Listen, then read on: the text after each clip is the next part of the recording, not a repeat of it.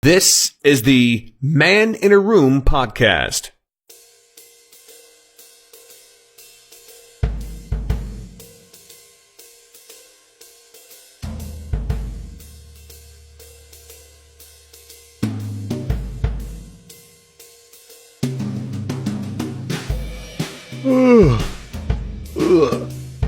That's a nice nap. What year is this? Probably the same as last week. 2020. I did record an episode last week, didn't I? Or was it some sort of weird fever dream? Hello, welcome to this episode of Man in a Room. How's it going? We're back again. Like the Renegade Masters. That's where we are, we're here. And we're all together now to talk about a bunch of stuff that might or might not pop into my head. That's what I like about this. Anything could happen. So anyway, lots been going on this week. Obviously, I launched the podcast last week. It was very exciting. I was like, yeah, I can't wait. I love podcasting. I was waiting to jump back in and start recording like the good old days. I was like, yeah, it's going to be amazing. And then my computer turned into the biggest pile of poo I've ever used in my entire life. Like, it was doing updates. It did this weird thing where I'd try and load it, and the desktop wouldn't load.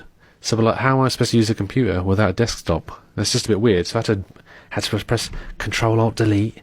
Had to then load up the task manager, whatever it is.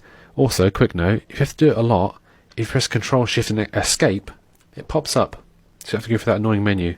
So your task manager to pop up. You have to find Windows Explorer. You have to restart it. You have to stop it. You have to start it again manually by launching it, as by typing in explorer.exe, and it's still not working. But then you worked out that you can still use the internet if you somehow get a window up, so you can click on desktop and open up your desktop like that, and then you can get all your bits and pieces like Firefox links, Get quite good at it. And it's like, okay, fine. But when I finally managed to get my computer to work, after all that rigmarole, all that learning, all that muscle memory with key presses, turns out that it's laggy. My cockadoodle laptop is laggy, so every time I want to try and record something, even the smallest piece of audio, it doesn't want to have nothing to do with it. So like, I'm not going to do that. Having none of that. You can jog on if you think I'm going to work for you, mate. I'm going to do what I want to do. And it would record occasionally, but then suddenly there's a massive blank space of nothing, and it's like, oh, sorry, I dropped the audio there. Thanks for that. Maybe you should have told me when I was recording, because then I could have stopped and trying to work out what was going on. But no. Yes, I've been doing all that kind of stuff. And for some reason, today I was just doing a bit of stuff. I was sending an email, as you do, sending an email on your laptop. That's what people do on laptops nowadays, just send emails. If you have your phone, obviously, you can send an email on your phone if you so wish. But it's a bit chavvy, isn't it? So get your laptop out, start typing away. So people do on laptops now, and they just type emails. They also look up like instruction manuals for various gadgets they've got around the house. Literally this week, I looked up a PDF version of an instruction manual, I should say, for my microwave, because at some point I unplugged it, and when I plugged it back in again, the clock wasn't set. So then I had to try and work out how to set that, and my microwave is one of those ones that isn't very clear. As much to my friends have noticed, they hate the fact that they do all these weird key presses and all that kind of stuff, and it goes on. And so I couldn't quite work out how to set the clock, so I had to look up a PDF version of the instruction manual of my microwave, and I managed to set the clock. It's like, whee! I'm one of those people that has to go around their house and make sure all the clocks are like dead on. People think that's weird, and I don't really care, because I argue, what's wrong with knowing the exact time? Oh yeah, but I don't want to be late. I don't want to be too early, all this kind of stuff. No, you understand. This time here, this is an agreed standard that we run our lives on. Why do you want to set your clock quick? Why do you want to make it slow? I mean, I know people who do. My mum and dad, they do it. I don't understand why, but they say it's fine. I like it being set like that. But yeah, and still understand what the time is, even -7 off or whatever. And I just like knowing the time, and I have to have accurate time. Like I have a clock in my living room that is like radio controlled, so I understand exactly what the time is, no matter what time of the day it is. And if there's like daylight savings, it goes back an hour. Does all that? It's amazing, this clock. And so I set my watch to it. So I've got a watch, and it's always accurate. Like it's accurate. It's an accurate watch. I bought it because of its accuracy. And when people ask me what the time is, and I tell them the time, and they accuse my watch of being fast or slow, I'm all like, listen, I'm telling you, I know for a fact this is definitely accurate. Yet people seem to disagree.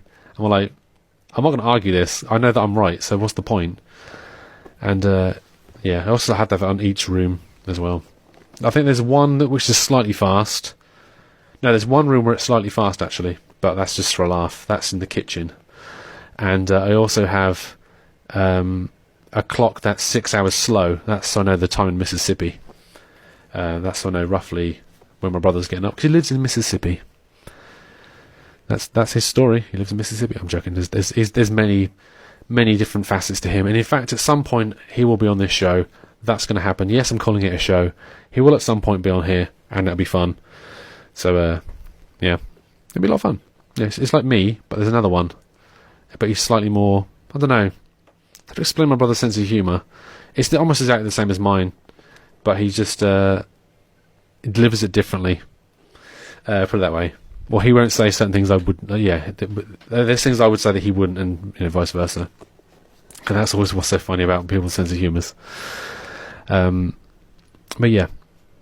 Anyway, I need to have I made myself a nice cup of tea for the midway point for the podcast, because I like having a cup of tea every now and again. I want to say every now and again, I mean at least like 19 a day, right? You hear me? Yes, I have lots of cups of tea, and I've made myself one. I'll drink that midway point, and that midway point is now, and I can tell because I've got a colour changing mug, and when the top bit starts to fade slightly, when it's not as bright as the rest of the cup, that's when I know it's ready to drink, because it's that weird temperature. It's a good method. I like using colour changing mugs for that one reason, and I've actually got a couple. This one here is my Rick and Morty one. So basically, whenever you fill the water up, the portal appears. Oh, look, it's the portal from Rick and Morty. And Rick and Morty are bursting from it on my mug. Isn't it amazing? And then I've got another one, which is a Mario one. And I don't know which Mario it is, because my friend's also got a Mario cup at their house, and I don't know which ones I've got and which one they've got. I'm pretty sure mine's Mario World. I'm quite sure. Yeah, theirs is Mario 1. I'm convinced of it. Anyway, this is really digressing. I'm going to have a drink of my cup of tea, and then I'll be back after this very short break. If you have any thoughts, comments, or questions, please do not hesitate to send them to show@maninaroom.co.uk. Right, so today I visited a friend, and I got back quite late, actually. I left theirs about 11:15, something like that, and that's actually quite late, which actually didn't really dawn on me until I started walking and thought, oh, actually it is quite late. And it's very weird how at night, where the place that you normally walk during the day, no problem whatsoever, just becomes a fraction more scary. And it's actually very strange. There's certain etiquette that I've actually realised with walking at night, is that you think everyone else is a bit of a nutter, but also everybody else thinks that you're also a bit of a nutter as well. Because who goes out at this time of night for a walk? Midnight walk on your own, mate. Bit weird. But so there's certain etiquette when it comes to nighttime that isn't actually the same in the daytime, which is actually kind of interesting. I thought it was on my way home. So, say for example that I was walking on the pavement, I'd stick to the left side, and I always stick to the left side anyway, just because it's in my head like cars, because I cycle everywhere, you see, so I always stick on the left side, because if this was a car situation, I'd be on the left, you'd be on the other side. That's how it works. That's the way the traffic works. I think most people would agree with that. I don't know if it's actually something like a common rule, but I've asked people about it before, and they've actually said that they agree. But when it actually is nighttime, that's stuck to so rigidly that literally you keep your head down, you walk at a normal speed, and then you basically do your best to sort of just get past the other person without sort of getting in their way. But during the day, it's completely different. During the day, people just do what they want. And it's like, okay, I'm going to just walk wherever I want, and I'm going to get in your way. I'm going to stick to the left side. I don't know, I'm going to stick to the right side. So I'm actually going to come literally walking straight at each other. So why are you doing that? You know that one of us is going to have to move. It's not a game of chicken. If this was the middle of the night, you would not be standing there. You wouldn't be there, like, basically messing with someone that you don't know who it is. I'm not a nutter, by the way, just to clarify, though it does sound like it. And probably last week's episode didn't help that. But you know what I mean? But during the day, you have to do that weird sort of... I call it the idiot waltz, which I'll get back to in a second. It's when, like, you know, two people get in each other's way. So they step one way, so they both step, like, right. So they both say, oh, you're in the way again. Then you go back again, then you go back again. And then that's the horrible chivalrous, oh, do you first, all that kind of stuff. Any other reaction, just put your back up. If they start, like, sort of swearing at you, it's like, well, they don't really swear. I've had people say, oh, thanks, or whatever. Anyway, going back to what I was saying, you both start to step the same way, keep doing that, and I call it the idiot waltz, because that's what it's like. It's like a little waltz dance. It's like 1, 2, 3. And I made that term up years ago, right? And I thought it'd be really funny to call it that, and just to see if anybody ever questions it, and say, oh, that's a good name for that. No one's ever been like that. And I've stuck with it. I was like, oh, you mean the idiot waltz? And no one's ever found it funny. Yeah, I stuck with it all these years. And no one's ever... It's never caught on. Which is like... It's shocking. So I thought it was actually pretty good. I was quite young when I came up with that, to be fair. It doesn't actually make much sense. But it is like a weird sort of dance in it. It's like a little dance you have to do. And it's like this weird... Almost like a weird, like, ceremonial dance that you do. It's like... Get out of my way. But also at the same time... I don't want to offend you. I also want to save face, but I'm embarrassed right now. So I need to basically play this in a way that doesn't sort of make me look foolish, but also doesn't make me look rude. And, yeah, which is quite funny considering the fact that as an English person, we actually are... English person? Yeah, she's an English person. An English person, we don't, you know, we're not... We don't want to offend people, but we're also quite rude. We actually are quite rude people. In fact, that's one of the things that made me laugh. When my brother actually came back from America, he lives in Mississippi, like I say, he hadn't been back to England for a bit, and we took him to Poundland, and he'd never been to a Poundland before ever, and it was like, come on brother, let's go to Poundland, and he was just impressed that the people of Poundland were like just barging past him, squeezing by him and all that kind of stuff, and not apologising, not thanking him, and nothing. It's like in America everyone's so polite, and it's in England no one cares. It's like they just get on with it. And yeah, and I said, it's brilliant, isn't it? Just go nuts, be rude to everybody. And yeah, it's actually, I do like that about English people. Actually, it's quite fun. It's what makes us British.